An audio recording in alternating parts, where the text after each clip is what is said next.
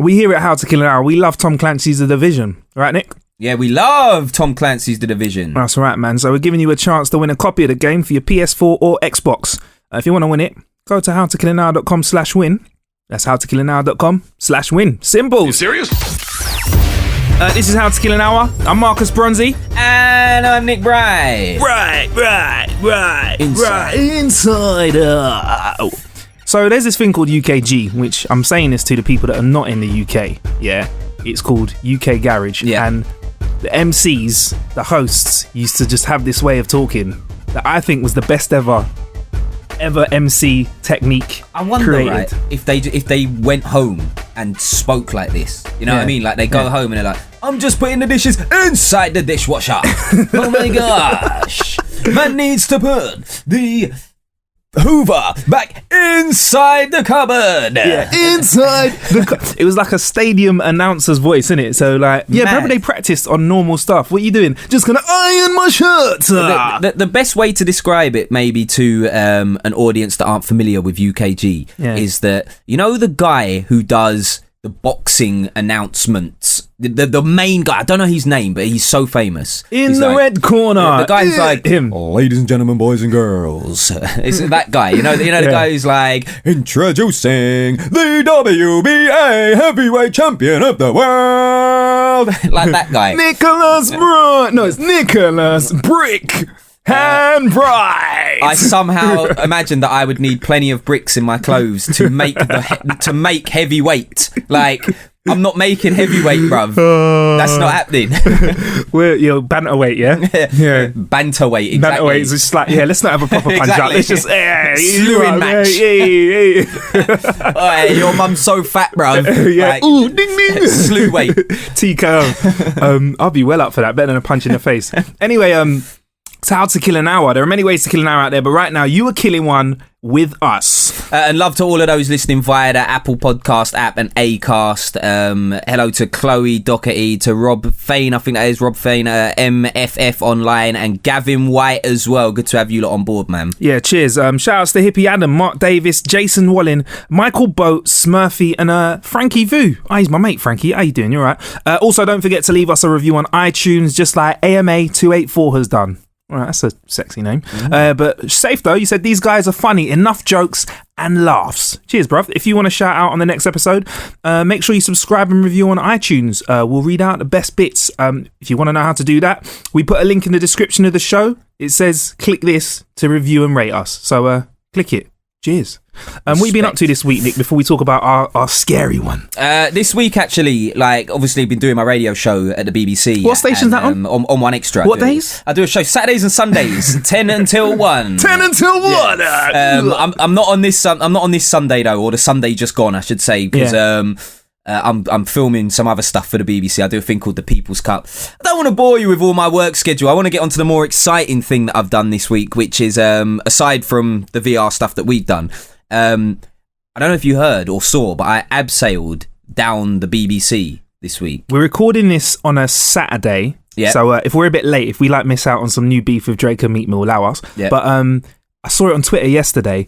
When I saw the tweet, I saw somebody abseiling. I thought, oh, that's cute. Nick supporting the cause for something called Sport. Is it Sport Relief, isn't it? Sport Relief, yeah. It's basically like a charity in the UK. It happens once a year, and we all raise money through doing different sporting activities. Yeah. So, yeah, I got offered the opportunity to abseil down from work. Now, the thing is, the BBC where I work it's only 8 stories high, but the floors are big. It's not like 8 houses on top of each other, or 8 flats, I should say. The floors are bigger than that, if you get me. From the best way to describe it, right? I was talking to Ace, who many of you may know from the podcast. I was talking to Ace, and he said to me, the best way to describe it is if you stand on the roof of the BBC, you can see the whole of London. Yeah, literally. So it is high, all right? When I say 8 floors, I don't mean it's not some dibby jump down 2 steps, you're on the floor. 8 floors is mad high. So let me imagine just tell 8 double-decker buses on top of each other. That's what it's like. Bruv, let me just tell you now, right?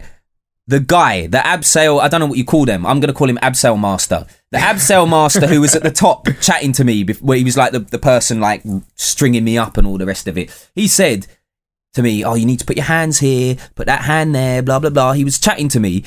and then like after a while, his voice, it's like he was just chatting a next language. It was like he was going, put your hands there, then make sure that hand does this, and then it just started going when the fear just took over, bruv. The fear.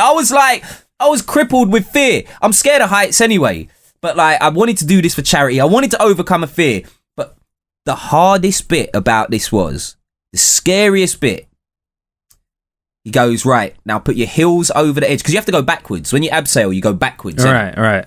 So man was like, put your heels over the edge of this flipping high building. So first, that's the super unnatural thing to do, innit? Put your heels over the edge. You want to get away from the edge. So I'd done that. I didn't look down once, by the way. That's my advice for anyone who's trying to overcome any fear of heights. Just don't look down, ever. So I put my heels over the edge. And the man was like, and now just lean back and let the harness take your weight. I was like, this guy is like taking the piss. Lean back. What? Like into, you're basically leaning back into thin air. You're letting this harness take your weight. Plus, what if this guy listens to my radio show and doesn't like me? The abseil master might listen to the show and think, that Nick Bright's a bit of a dick, you know. Like I don't like him. Yeah. Let's kill him. Like, do you know what I mean? He might just not be a fan of the show. He might just want to take me out. Soz. Like, didn't rig you up properly. Awkward. You're dead now. Was your life in your hands? Like, so if you let go and didn't do the rope right, could you have just gone down the building? Well, what happens, right, is there's two guys. There's a guy at the bottom and a guy at the top. Yeah. The abseil master at the top, and he's got this green rope and it's connected to some mechanisms. The green rope's connected to you as well, but you're controlling the white rope. There's two colours. Right. The green rope, he can stop you falling at any time. He just clicks a thing on this mechanism and it just goes click, and then you just don't fall down anymore. But say if that don't work, if he doesn't click the click, because he wants you to die because he's not a fan of the show or whatever. The guy at the bottom, he's got the end of the white rope and he can pull the white rope tight and it will just stop you. It just make you go doink. Like you won't move. So there's like two fail safes. So the chances of death are pretty low, but it's like anything. It's like when I take a plane, right? I am always convinced. I know that in air travel, the chances of, any catastrophe is very low. Everybody says it. There's more chance of you having an accident in the car on the way to the airport, all of that. But I'm not scared of going in a car. I'm scared of going on a plane, bruv. And also, if you have a little bump in a car, right? If you have a little bump, someone bangs into your bumper, that's nothing. You know what I mean? Maybe whiplash might get a little, might get a little claim as well. You know what I mean? Through the whiplash when there's blame, there's a claim. Whip cash. Yeah, exactly. Yeah. But like on a plane, bruv, something goes wrong. You know what I mean? There ain't gonna be no whiplash claim there. I always say to people, if a pigeon drives into my car, I'd probably have to pull over. Yeah. Yeah. If a pigeon drives into a plane, or a bird, whatever, then the plane can go down. Yeah, they have bird strikes. I mean, that's what it's called. It's called a bird strike. I mean, I've had many a bird strike in my time. Let's not talk about the personal life. Yeah, exactly. Shout out to the missus. I don't want to get into that, but like, I'm talking like bird strike. It can make your aeroplane come down. That's scary. That's scary. That's definitely scary. So yeah, the most exciting thing I did this week, abseiled down BBC Broadcasting House. So that was mad. I'm gonna call that the second most exciting. Yeah, sorry. Yeah, that's what I meant. The most exciting thing in my regular life, aside from the mad stuff that we do for this podcast. And it was proper mad this week. We went to the horror zombie VR experience called Virtually Dead in Shoreditch. Now, we're going to try and not spoil it. Yeah, we don't want no spoilers, but it was a crazy experience. Yeah. Like, I mean, I don't even know how to really describe it. How would you sum it up in a sentence? I'd start off by it's an immersive experience. It's another immersive experience. These things, I think this is the future of entertainment. Yeah. But there was a little twist in this, which we'll come up to. But the great thing about virtual experiences, the best thing about these sort of interactive, immersive experiences is that they just, as soon as you get involved in it and you start playing along, the characters, the actors that are acting out the story for you, they get even more involved. So we started off. What station was it? Hackney Wick. Yeah, we got off at Hackney Wick, and we had to wear these. We had to wear something to signify that we were part of the event, and this happens quite a lot. Because these things happen in real life places most of the time. You might accidentally be walking down the street and say a code word, or be wearing the wrong stuff and get involved in these games. So they roped in. Yeah, so they make you wear something quite specific, and at the start of ours, we got picked up by some army dudes. Yeah, it's mad. And we can talk about the army guy. They ain't gonna spoil it, is it? Yeah, because anybody can see the army guy. Like, you know what I mean? The army guy is outside the station. So what happens? You walk out the station, right? And this is a train station in London, right? Public train station. Very busy train station in London. Buses and stuff going past, bare cars going past, everything. And there's a dude in a full army outfit, full army gear, like getting you all to line up and shouting at you and telling you to do stuff in front of like the public. I felt like, why did it feel like there were more buses coming past the moment he said to us, "How old are you?" Yeah. Tell him your age. He goes, "Yeah, that's how many push-ups you're doing." Yeah. So my advice to you, right? If you go to this, if you're going to the horror zombie VR experience, right? You need to tell him you're only 5. Yeah. I just look older than I am. Don't say your real age. I'm a child of God. Yeah. You're not a child. I'm a child of God now. Come on.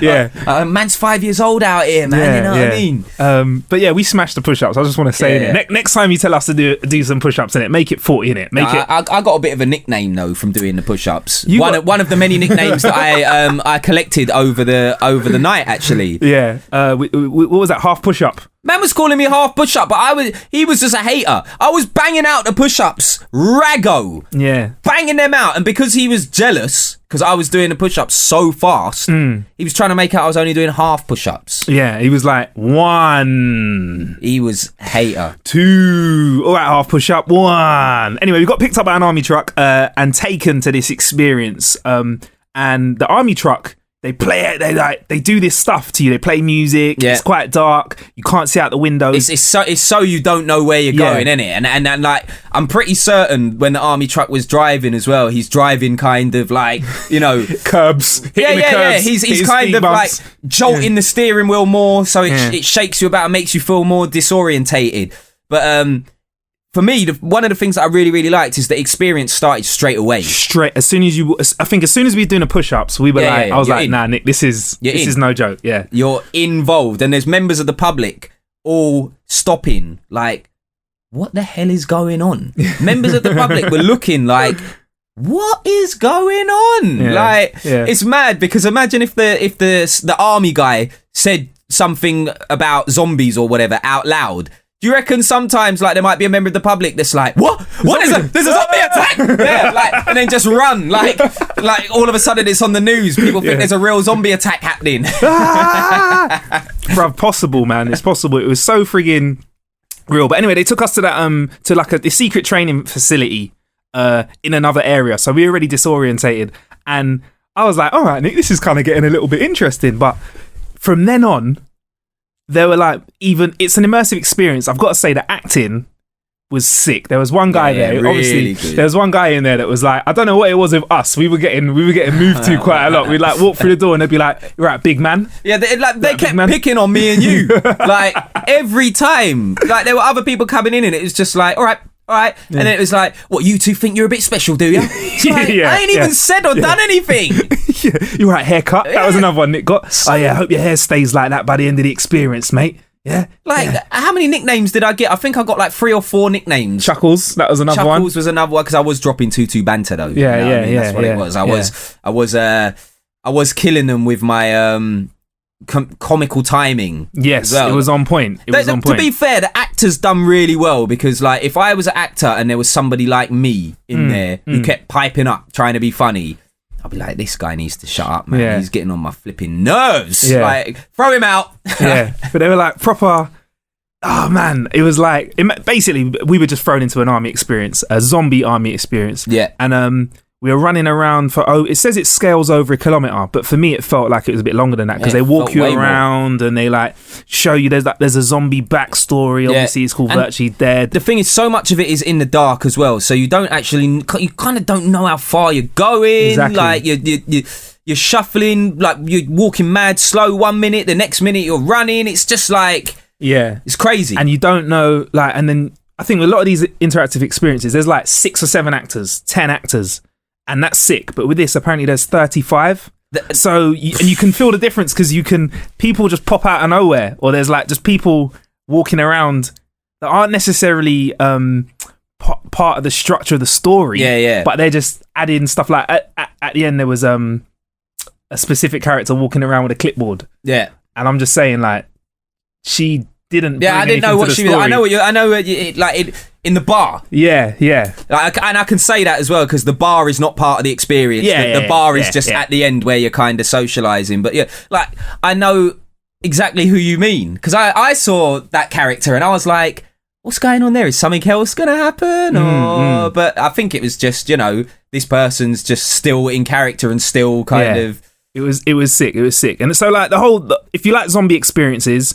And if you like immersive experiences, definitely get involved in this. Who doesn't like zombie experiences as well? There was one girl that was shook though.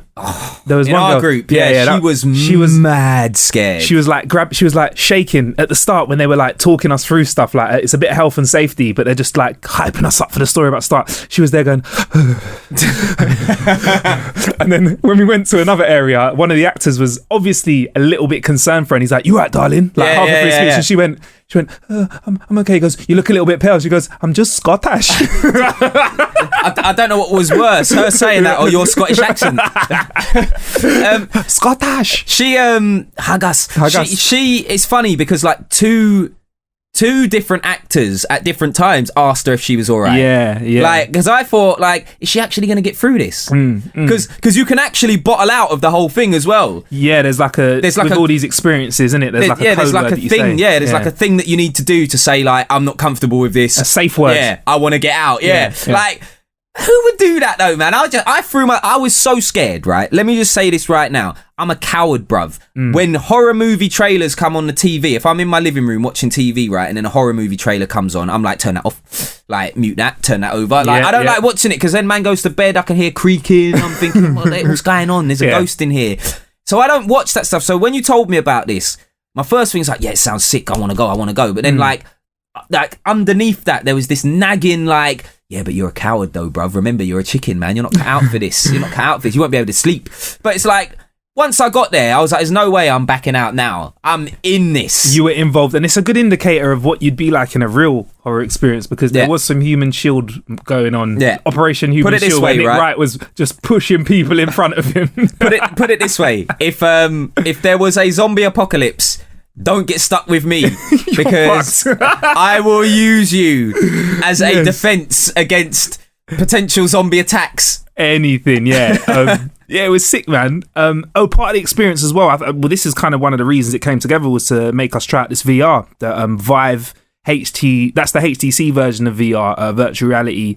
They got us to play a virtual reality game. We're not actually allowed to say what it is, but the thing I liked about the HTC Vive is the controllers. Yeah, it was sick. It was sick, and like the thing I liked about the whole thing, without giving away what the game is and stuff like that, is that it felt like it all flowed relatively nicely. Do you know what I mean? The VR part of the experience fitted in really well. The rest of the experience, it wasn't like, oh, you're running away from all these crazy situations 1 minute and then it's like this really clunky, but hang on, now we're gonna play a game, and then like it didn't feel like that. It felt like the game was part of it all. The game was part of the game. Yeah. It was part of the game. Yeah. It was, Inception. Yeah. And then the game turned up and started spraying bars. No, that didn't happen. The game wasn't really there. He wasn't there, unfortunately. Could you imagine? Yeah, it would be quite good if he was scared as shit, dog. Yeah. One blow! Like firing his gun at that point. At the same time. Yeah, but it was sick, man. As an immersive experience, I've got to say that's one of the scariest things I've done. What made it stand out for me was the whole horror aspect. I'm up for doing more stuff like that again. In fact, we met some people there that want us to get involved in some more horror. Z Events. Yeah, shout out to Z Events. So we will probably be heading down and doing that, man. And yeah, it was like the way that they, like you said, Nick, the way they weaved in the VR experience to try out the HTC Vive, as well as the immersive experience. I don't want to sound like I'm future gazing too much here, but I feel like that's a future entertainment day out. Like that's a thing to do, like a bit of gaming as well as having an immersive. Why not? Do you know what I mean? It's gonna change the game, right? When VR becomes more common, because it's getting there now. You know what I mean? You got all these different brands now all jumping on board with the VR experience, which is great. But it's getting more common. But once it becomes like, you know, like a PS4 or an Xbox or whatever. Once it becomes like that, and everybody's got one. Yeah. I feel like the game is going to change massively because it's so interesting being part of the VR experience. And what I mean by that, right, is you can think of many scenarios, right, where they could make it better if it wasn't real life. Now, what I mean by that is like, you can become a superhero in VR. Yeah. Stick that on, you're a superhero in there. You can't do that in real life.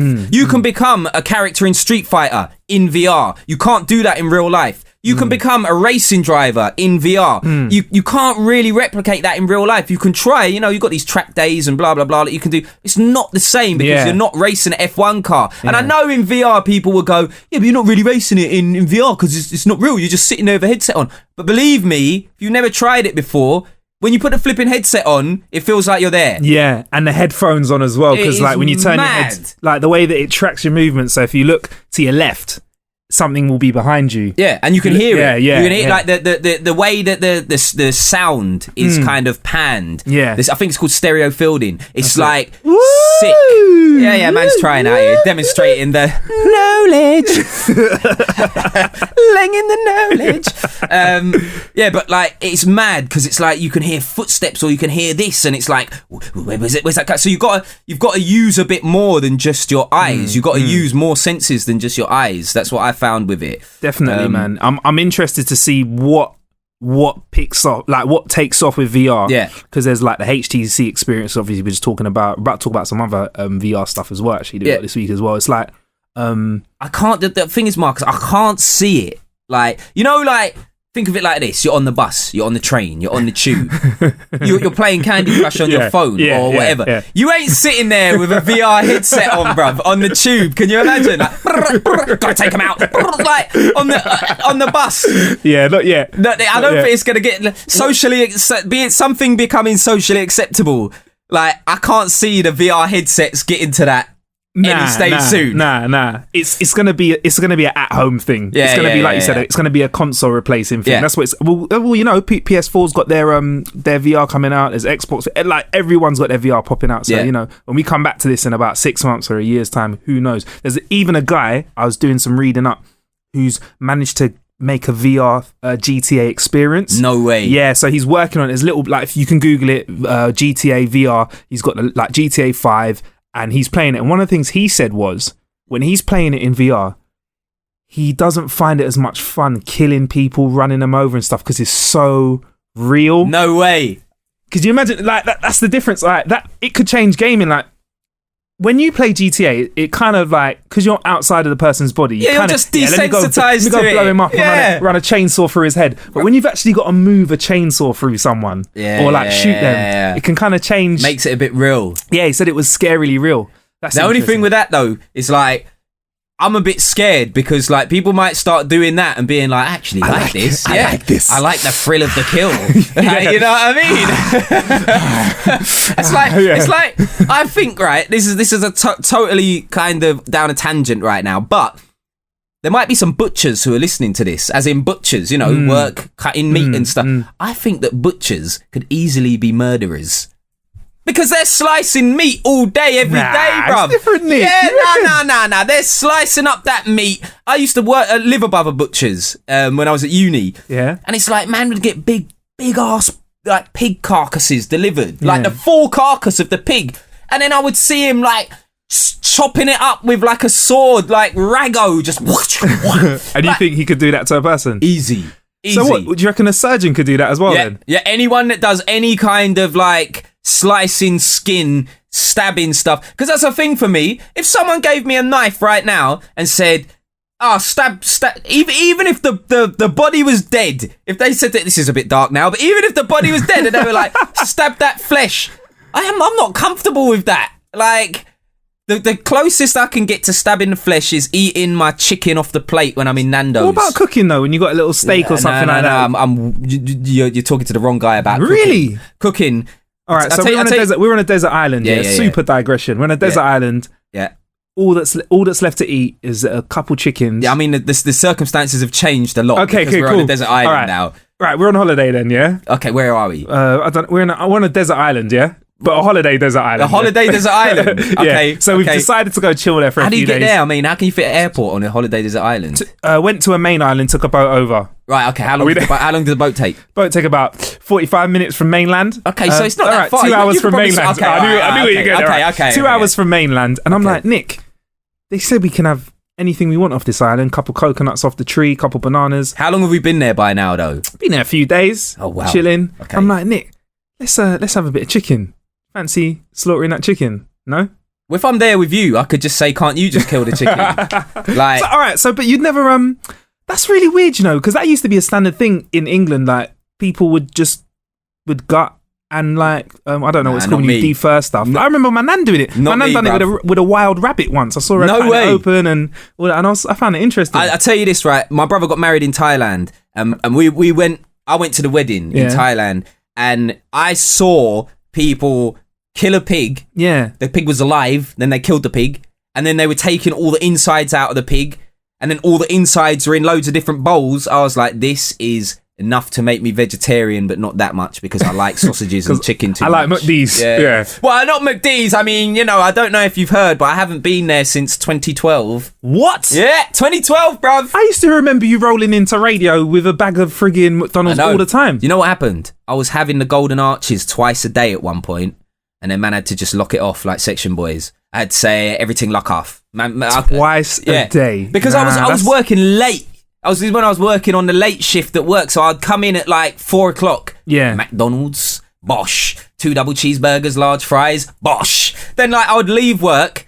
I'd just get a cheeky little Big Mac meal on the way. You know what I mean? What? Yeah, twice a day. And then I said 2012, done. And I ain't had one since. Yeah, because you've eaten a lifetime supply of McD's anyway. Yeah, that's you what it is. You put peas into them That's already. what it Twice is. a day? Wow. If someone cut my body in half, it would be like a Big Mac. Big Mac sauce would just pour out. It would look like the picture of the Big Mac, my insides.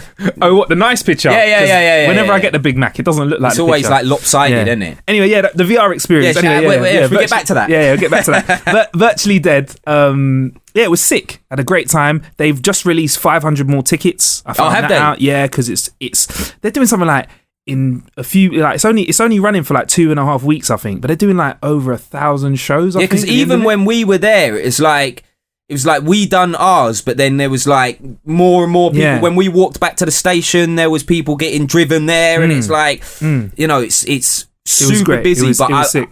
I would recommend it so much. Like if you're into this whole kind of, even if you're not, because to be completely honest with you, before I done the Secret Agent one a couple of weeks ago, I'd never done anything like this before. Yeah. The closest thing I'd done to this is like a secret cinema where they had like zombies, but it wasn't like a immersive experience really. It was just like they had zombies and then you watch the film. Yeah. And like I would always be like, Yeah. no, it's not really me that, you know what I mean? Getting dressed up is a bit Comic-Con and I'm not really into all of that, blah, blah, blah. But now that I've done it, I completely revised that. Like, You're in. Yeah. So much fun. Right. So, and there's probably so many people like me who think, oh, nah. Like, and I tell you what it is, right? I'm just going to be real with it right now. There's so many people out there that think this, that's nerdy. Nah, that's a nerdy thing to do, man. Because you're having to act and when you get there, all of that, you forget it because you're involved. It's playtime. You're involved. You're involved. Whatever you do, you're involved. It's as simple as that because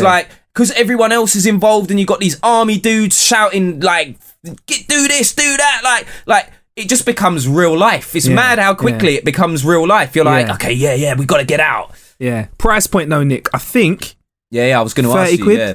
I think it's 30 quid off the top. Okay. What would you say? 30 quid out your hand. I think that's fair, man. for the amount of action you're getting. Look, like I said when we spoke about the Secret Agent thing before, like, it's pretty much the same amount of money you would spend if you went to Weatherspoons with your friends and got a few drinks and whatever. It's the same money. Exactly, yeah.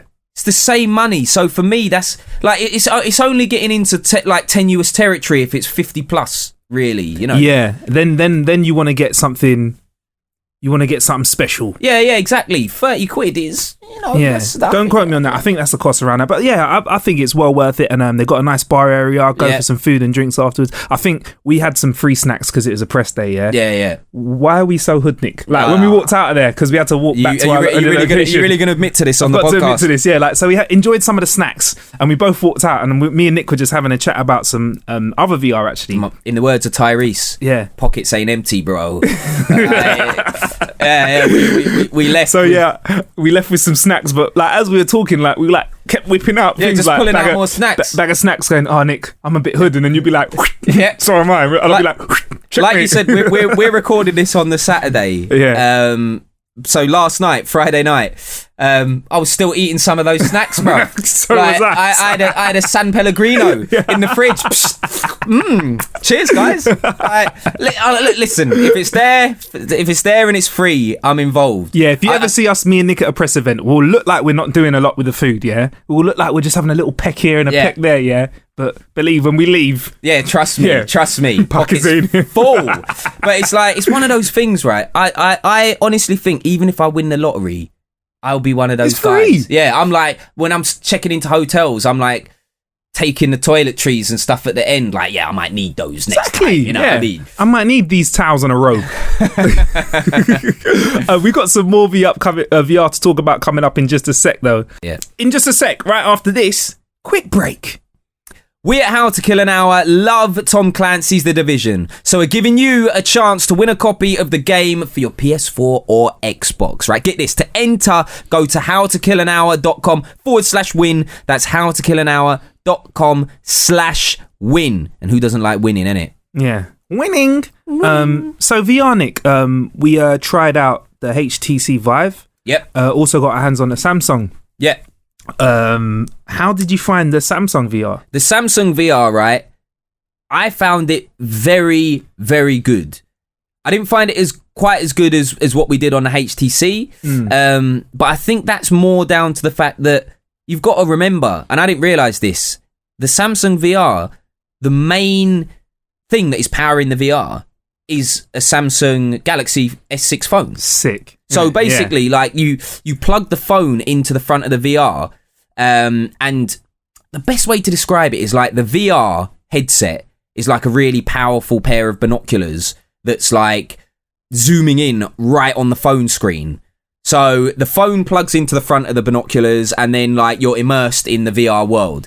I done quite a few things on it actually when I was messing around with it. I played a game where I can't remember what the game's called, but you had to. It was like target practice. You had to shoot these targets and stuff like that. I was sick at that. Trust me, man was just shutting down the place. Sharpshooter, marksman out here, bro. Yeah, I was like, ting, ting, ting, ping, ping, ping. But what I did find a bit strange about it, and I think it's because you will probably be able to have a controller at some point, but I didn't have a controller. We didn't have a controller to play around with. But to shoot the gun, you had to like press the side of the headset, so it's like you were pressing your temple, like. And it's just like my flatmate was filming me doing it, and I was filming him. I let him have a go as well, and I was filming him do it, and it was like you just look mad weird. Was that Mike? Yeah, Oh, Mike, congratulations, Mike, on the Capital show. Yeah. Let's not talk about him anyway. Like it's all about us right now. It's all about us. Man. Shout out to Mike. Well done, man. Ministry of Sound on Capital. Well done to that. Got a new radio show and all that. Yeah, Nick's like, whatever, man. Yeah, well done. Anyway, more about me. So I let him have a go, and he really, really liked it as well. So I played that one where it was like a target range, and there was lots of different challenges you could do. You could shoot dices, you could shoot targets, or you could shoot these things falling from the sky. When they were falling down, you had to shoot them. So that was good. I also played a spaceship one, which I think you played as well. Yeah, where it's like you're basically flying around space, and you have to like shoot spaceships. That's the best way to describe it. But like they come from all angles, and the thing that like is the most, I want to say novel but also fascinating thing about VR is it's 360. It's like it's everywhere. You're basically on an axis. Spaceships can come from behind you, in front of you, beneath you, above you. So you have it's really accurate as well. When you look up, when you look down, when you look side to side, it picks all that up, and it's really, really good for that. And then the last thing I did, on the Samsung VR was an Avengers thing. But the Avengers thing wasn't necessarily a game. It was more like a scene. The Avengers were having a fight. So, you know, you had Hulk in there, Captain America, Thor, Iron Man, etc., etc. And basically, those guys were having a fight with some skeleton-looking bears. And you were like in the fight. You weren't controlling anyone or doing anything, but you were like flying around, and you could like get right close to the Hulk because he was like Hulk smashing someone and stuff like that. Yeah, that's it. I find that's an area that I think could change. Like VR cinema could be the one sort of thing. Like I could go to the cinema. Like you said before, we couldn't like sit on a bus and do VR, but you go cinema. I'm certain that's probably already in development. Cinema, I think they'd have to put you on a stool or something so you could turn around. Like, imagine, I'm just thinking they had to fill up a whole theatre. Yeah. You needed like a chair that didn't get in the way of other people's chairs. So maybe a chair you could spin around and just look at scenes. It seems like the next logical step, innit? You've got like 3D now in the cinema, 3D IMAX or whatever. Where do you go from there? The next logical step is basically living in the movie. That's what you're doing. Interacting with the maybe not yet. Because the Avengers thing, you couldn't interact with the characters, but you were in there. You were like, how real did it feel? I mean, it didn't feel real because you know, I know the Hulk's not real. Okay, you know what I mean? Like, man's chilling with the Hulk. I know he's not real, but it's like it looked really impressive. That's what I will say. It wasn't like making me believe that I was with the Avengers, but it looked really good. It didn't look. You know, sometimes graphics on new technology and stuff like that, it looks a bit shaky. It's like it can look a bit whack. You know what I mean? Like, now this looked decent.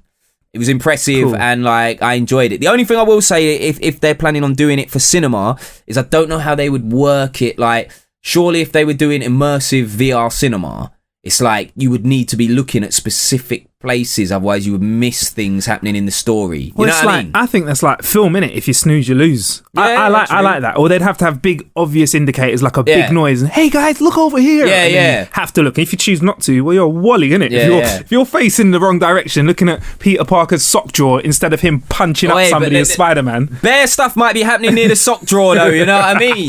You know what I mean, bro? What's going on with your sock drawer, Nick? You might, well, I don't know. Like, you know, the crispy socks in there, do you know what I mean? couple crispy fun private socks. Yeah, a couple crispy ones at the bottom. You know, you've got to keep them down there, you know, just in case. Yeah, that's the Samsung VR. I mean, so comparing it to the Vive experience, I felt like the Vive experience was a little bit more crisp. Yeah. But with the Vive, I'm not sure about how portable it's going to be. Yeah. Because that experience wasn't portable at all. Not at all. So I don't know like what they did to make that. Maybe it might have been the headsets, like the sound and stuff, where they might have been charging it. But in terms of like portability, I can't talk about the weight of it because it had all this stuff in it. But it was good though. But it's hard for me to say which is better at the moment because it's so new. It was two totally different things as well. Like the HTC one without you know, giving away too much about it because, you know, we're not allowed basically at the moment, but like without giving away too much about the HTC one, it's not portable at all.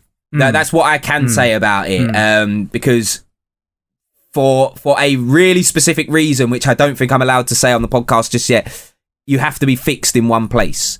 Yes. Whereas with, and by one place I mean, say like a square room, you have to be in that square room. If you step out of that square room, it's not going to work. Whereas with the Samsung, it's powered by the phone, so you can technically go anywhere. As long as you got the phone strapped to the VR, go anywhere.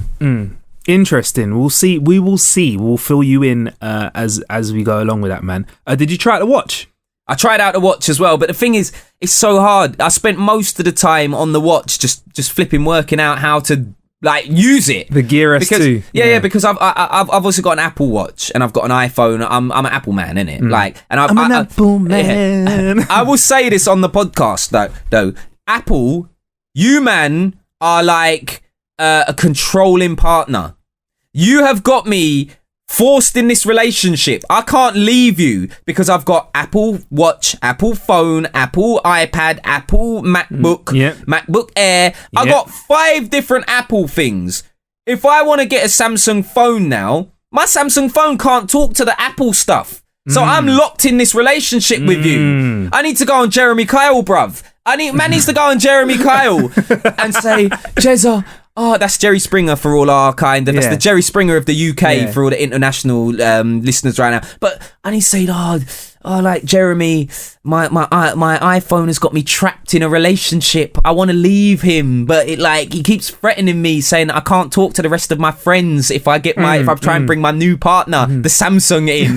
My Samsung's not allowed to interact with the rest of my friends.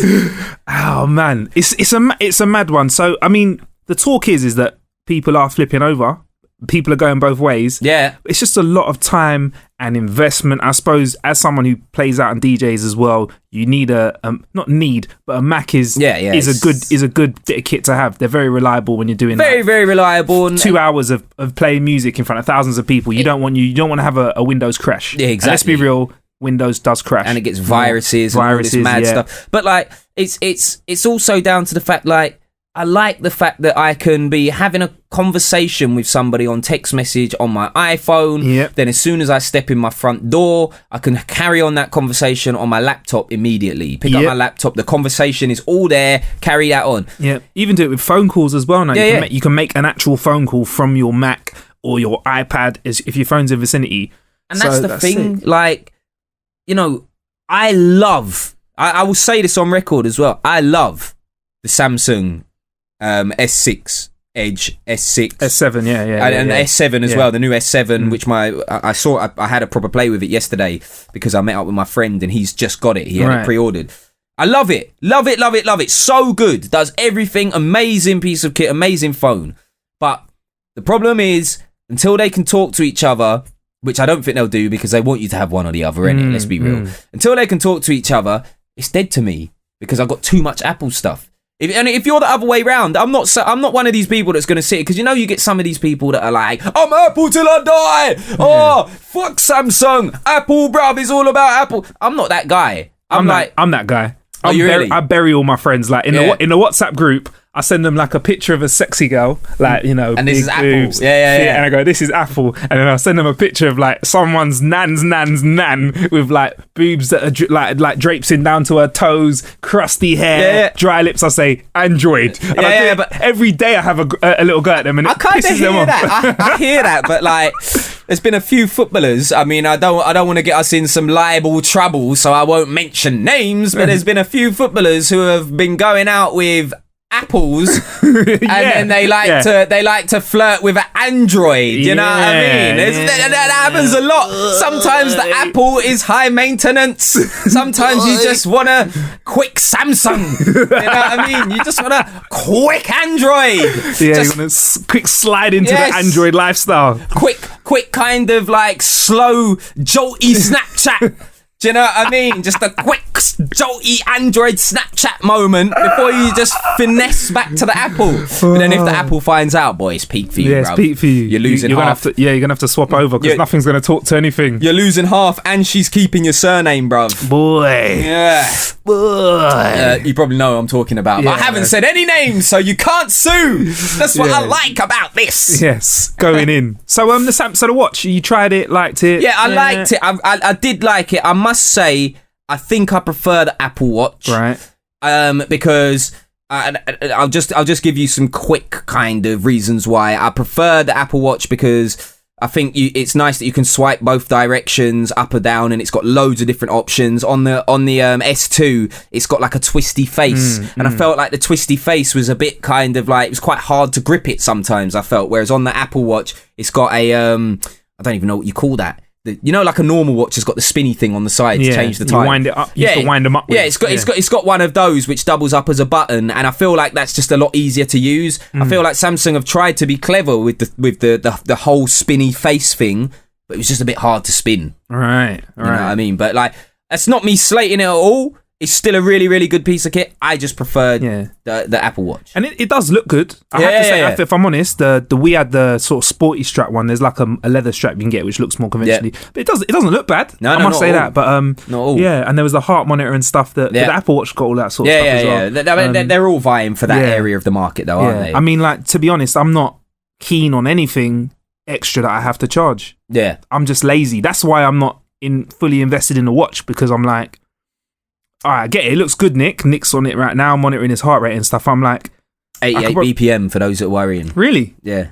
61. 61. Just gone down to 61. That's a good average heart rate there. Is it? Yeah, mine rests at about 50 because I'm athletic like that. Just gone down to 57. Cool. Yeah. By the way, we can do this for the whole podcast if you want. Push forward by 15 seconds right now, and then we'll have stopped talking about heart rates. Yeah. And my girlfriend's just text me. Nice. Yeah. Nice. There you go. Very good. Yeah. Impressive. But it's just an extra thing for me to charge. Yeah. And I'm waiting. We mentioned this last time, didn't we? We said show before last, but I'm ready for the watch which has got a SIM card in it. Yeah. That's what I want. I think it's going to happen. Involved. I think it's going to happen soon. And the thing that I will say about having to charge another thing is I don't know. Again, it's another expense. Let me just point it out right now because you know how these companies love you having to buy extra stuff. They love it. It's like Apple are like, yeah, we're getting rid of like USBs and everything, so you've got to get this USB-C thing, and like you have to buy an extender. Oh, great! 40 quid. Yeah. Another one. Yeah. In the words of DJ Khaled. Another one. Yeah. But you can get these nightstands. All right. That it's basically one plug, and like it's got a dock for your phone, and it's got like a little thing for your watch, so like it charges both at the same time. All right, that makes sense. So because at the moment I've got like the watch on charge on one side of my bed, the phone on charge on the other side of the bed, and it is a bit long, so I need to invest in one of these nightstands where you can just dock the phone, and then right next to the phone there's a little bit for the watch, and it like charges both. So and then nice. what if they have like another version of Google Glass by Apple, and you now got to have a special dock to charge your glasses? That's just the way, innit? That is just the way things are going. Like you just have to keep. You get something, you're like, yeah, I'm nice right now. I tell you what pissed me off the most. Right now, I will say this on How to Kill an Hour. What pissed me off the most when Apple changed their chargers. Oh, that remember hurt, the that uproar? hurt a lot of people. I had like 5 or 6 chargers, and I was nice. The charger game was strong. I had a charger at work, had a charger in the car, had a charger in the living room, charger in the bedroom, bare chargers. I was chargers nice for days. Yeah, I could just go like, it's cool, man. If the battery runs down, I got a charger there. They changed the fucking chargers, and then I had no chargers. I had one charger that came with the phone, and I've had to buy new ones since then. Yeah, we've just about got over it now. I feel like everyone's crossed over. Yeah. Like if you ask someone for an Apple charger, the last thing I got, let me just tell you, the last thing I got is this this thing that connects to your keys, and it's basically like an Apple charger, but like it's a USB, so you always have to plug it into something, but it's like you've always got a USB lead on you, right? Do you know what I mean? Your backup. Yeah. So if you're going to a destination, for example, like your office or whatever, you're gonna have a USB slot. Who's that by? Yeah, who's that by that? It's a great question, mate. Fantastic question. It is by Native Union. All right, wicked. Native Union. You can get it in an Apple shop. Yeah, check that out. How much it cost? It wasn't that expensive, to be honest. 60 quid. No, not quite that much. But yeah, it just attached to your keys, and it just means you've always got a charger on you at all times. Might have to cop one of those, man. Yeah. Might have to cop one of those because there's nothing worse than being caught short. Like no charge. Anyway, man. So that's all the ways we've been killing time this week, man. Checking out shit. Let's talk about some stuff that's going on in the world, though, bruv. Go on. Twitter troll. Yeah, one of them. Yeah, Twitter troll squad. The internet is awash with trolls. Obviously, Twitter is. I think that's like where trolling lives. You know how like in the old like nursery rhyme or whatever it was, the kid's story, the troll used to live under the bridge. Yeah. They just live on Twitter now. They live on Twitter. All the trolls have moved out from the bridges. They just live on Twitter. And Twitter basically have got a Twitter Trust and Safety Council now. So it's like a troll squad with 40 companies, including safety advocates and academics who make people feel safe when they express themselves online. How do you join the troll squad? I want to be in the troll squad. That sounds so sick. I wish you just had delete power. You just kick someone off the net. Just yeah, that'd be so sick. Yeah. You know, I know someone who works at Twitter actually. He used to work at Twitter in the UK. He's now moved to America. Job. Big man. Yeah, he's making movements, isn't he? Yeah, he worked with me at the BBC actually. Yeah. But anyway, he has the ability to say if someone's got a username that you like, you know, say if there's a username that you want. So if there was Nick Bright, yeah, and you wanted it, there is a Nick Bright. Like, shout him out though. He always forwards tweets to me. It's Shout out to Nick Bright.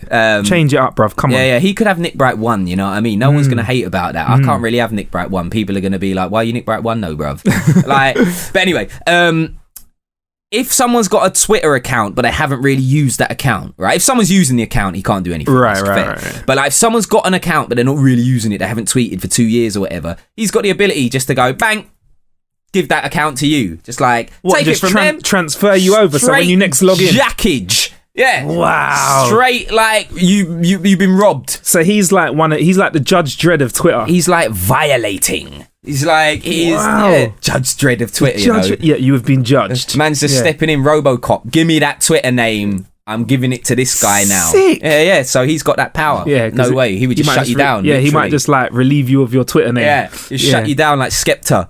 Sick, man. I don't know how these guys though are gonna tackle trolls, but like, it's out of control now, though, man. If you pardon the pun, yeah, the troll is out of control. Out of control. Yeah, out of control. Oh, delete. Nah, that's too far. No. Yeah. We took it to the next level. Sorry about that. We took it to the next level. Sorry. But yeah, man. Like, all right, they're gonna try. I don't exactly know how they're gonna stop Twitter trolls because I come from the angle of like not like free speech, but like. You're just trolling on a daily basis, right? Is that what you're saying? I'm not as much of a troll as I should be. But when I look at people trolling, I'm like, I do find it funny. I find it entertaining because I know it's just chat. Like, have you ever been attacked by a troll? Nah, I'm not. I don't think I'm that I don't think I'm that interesting enough to people appealing to attract. But I've had stuff where people just jibe at you, but I'm always like, oh yeah, cheers, mate. Like, you know, it's like someone goes to me, yeah, you know, you're fucking, dickhead, wanker, small cock, gay. I'm just like, yeah. That's how I'm in real life. I'm like, yeah, cheers, thanks. It kind of shuts it down, but it's if you like go, no, they're looking for a reaction. That's what it is. I've seen trolls on numerous occasions tweet people saying something terrible, right? Like, you're a dickhead, you're shit. Get off the radio, blah, blah, blah. In fact, he won't mind me saying this. Charlie Sloth gets it a lot because he's got a big personality, right? Yeah. He gets it a lot. And then they're just looking for a reply because Charlie will reply to some of them and then they'll like reply to Charlie's reply. Like Charlie will reply, getting mouthy back to them or whatever. And their reply to him will be like, biggest fan. Oh, thanks. I just wanted to reply. Yeah. It's like, well, why are you being rude, you dickhead? Yeah. Like, for any people that, if you're listening to this podcast, right, and you've ever trolled, you are a dickhead, all right? I'm just telling you right now. It is like the most pointless ever thing to do. I don't understand. What are you doing with your life? You're sitting in your mum's spare bedroom going, you're a wanker, you're shit at the radio. Bruv, you're in your mum's spare bedroom. You still live at home with your mum. Are you paying rent? Is your mummy making your dinner still? You know what I mean? It's dead. But like, what I will say is I fell like victim of the trolls once. Really? What happened to me, right? You remember Perry from Little Mix? Mm-hmm. You know, obviously she split up with Zayn. Yeah. I tweeted once because she broke down in a live TV performance, or it's a live online performance. And I tweeted, I was asking a question. All right, let me just put it out there now. I was asking a question. I said, Perry from Little Mix crying after the breakup with Zayn, is it real or is it fake? Question mark. Did you put the what's it called up, the poll? You should have put the poll up. No, so this is before polls, before Twitter polls. But question mark on the end. That means it's a question to my followers who follow me. Yeah. Some Little Mix page picked it up. Yo, you got caught by them, bruv. Them mixers are not fucking around. These 12-year-old girls were telling me that I'm gonna die. Like, they were saying, delete the tweet or you're dead. Who are you? Did you delete it? No, bruv, it's still there now. Reigning supreme. Man wasn't deleting it just for the sheer like, fuck you, Little Mix. Like, not the girls. Sorry, let me rephrase that. Fuck you, Little Mixers. I was like, I ain't deleting it. I was asking a question to my followers. I didn't say, Perry from Little Mix, she's definitely faking that. Like, cool. I didn't say that. I said, was it fake? Or was it real? Question mark. Yeah. And then they're telling me, I was like, shut up, man. You lot are 12. You should be in bed. You got school tomorrow. You know what I mean? But there's some people that's their day job. They love going out there and saying stuff to cause up a little stir. Oh, my days. Yeah. But the thing is, some people love it. Like Ace wanted to do a feature. Did you hear about this? Yeah, he wanted to troll people's fat. He wanted to do a feature called Troll Deep. We're trademarking it for Ace right now, though, so don't steal it. Ace's idea, yeah. I'm saying it on record. We're trademarking it for him. He wanted to do a feature called Troll Deep, and it was basically like he would troll like the Beehive or Rihanna's Navy or whatever. Yeah. But that's so dangerous. You can end up like these guys. They remember. So if they find out that you're that guy, they'll follow you and just batter you at every point. They'll follow your Instagram. Like I know Beyonce fans, if you say the wrong thing and piss off her bees in it, they'll just put bees all over your photograph. It's Queen bees. Ridiculous. Bro. Like I'm waiting because like since that happened, since I've done the thing with Little Mix, right? I've done a few cover shows on Radio 1 and had to play Little Mix, right? And it's been cool. But I'm waiting for like some Little Mixer to connect the dots. Be like, hang on, let me just finish my homework. That's that little prick who said that thing about Little Mix. Oh my God, let me tell the rest of the mixers. Like, shut up. And then it's on. On like Donkey Kong. You're going to be walking down the street one day and like a group of 12-year-olds are going to come and batter you, bro. I know. I'm just going to get like beatings with like school bags and stuff like that. So is there ever like good trolling then? A good troll. I think if it's a good troll, it's not a troll. Like trolling for me is when you're being deliberately negative about somebody on the internet. So it's not like a cheeky comment. No, being a dickhead. Yeah, even if that person that you're being negative about is a documented dickhead, like Piers Morgan. Right. People don't like Piers. Yeah. Let me just throw that out there. Not my personal opinion. Because he's an Arsenal fan, you know what I mean? I'm partial to that. Yeah. But like he's got a big opinion and some people don't like him. But it's like I sometimes, just to pass time, you know, when you see a super famous person tweet and you click on their tweet to see the replies. Yeah. I do that sometimes just to pass time. Yeah, of course. There are some fucking weird people in this world. I think you should have a license. You should need to pass a test to get a Twitter account. Wow. Like a driving license. Because there are some mad people on Twitter. I see these replies and I'm like, you should not be on Twitter. You shouldn't be on there. People are just saying mental stuff. How, like what? Like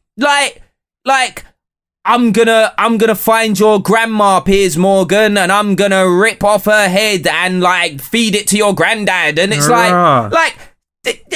this is mad. Why are you saying this? Because man's tweeting about Arsenal. Because he's talking about being on the telly. Like, it doesn't make no sense. So stuff like that is like senseless. Mad, yeah. But like, to answer your question, I think when certain celebrities, because it only really happens with celebrities, let's be real, because like they're the ones talking to the wider audience. Certain celebrities have got like a responsibility to tweet responsibly, you know what I mean? And sometimes I see them tweeting utter nonsense, like stuff that they shouldn't be encouraging their fans or whatever to do. And then when certain trolls, if you want to call them that, pick up on that and say, shut up, you're talking rubbish, I can respect that. I can sit and co-sign that. I'm like, tell them. I'm not a big fan of the whole sort of shaming people and that sort of stuff. Unless you put yourself out, like when Kim K put that picture out there of her naked or does. You got to expect the backlash, because people have opinions. But I'm a big fan of the like Funk Butcher's good. Funk Butcher's wicked. Like when he said Chris Brown and Drake. When there was a Chris Brown and Drake fight, one of his funny tweets was, "I can't believe Chris Brown like beat up another woman." Like because you know at the time everyone was. This is before Drake done the Meek Mill business. Everyone was still like he's feminine. He's that sort of guy that will. And I find that a little like I find those funny bits of commentary. But he won't be like, "Yeah, Drake, you're a dickhead. I want to rip off your head and shit." Listen, it's good. If you want to make light of if there's a terrible situation that's happening within reason, obviously if it's like a global disaster, it's obviously not good to make fun of that, but if it's like a celebrity story like P Diddy slapping Drake, that was something that happened, didn't it? Hilarious. Like memes and all stuff like that. I'm cool with that, and I'm pretty certain all these celebs that we're talking about, they're cool with that as well, because it's press, it's promo. It's like if when Drake released Hotline Bling video, do you think he cares that everybody's making stupid memes of him dancing around? That's so funny, Bare people are talking about Drake in the video. He doesn't care that people are going, oh, look at his dance moves are rubbish. He does not give a shit. He's just going, thank you, cha-ching, money in the bank, money in the tank. Like, he's laughing. Interesting. Yeah, let us know if you've been trolled or if you're a troller, man. Holler at us. No, if you're a troller, don't holler at me. I'm interested. I like a bit of trolling. I'll shut you down. I can handle that trolling. I will come round your mum's house and slap you, then her. Like, trust me. And on that note, there's plenty of ways to kill an hour out there. I'll be Marcus Bronzy. Yeah, and I've been Nick Bright. Catch you soon. We here at How to Kill Another Hour, we love the Division game, so we're giving one away for you. So if you want to win one for your PS4 or Xbox, go to howtokillanhour.com/win. That's howtokillanhour.com/win.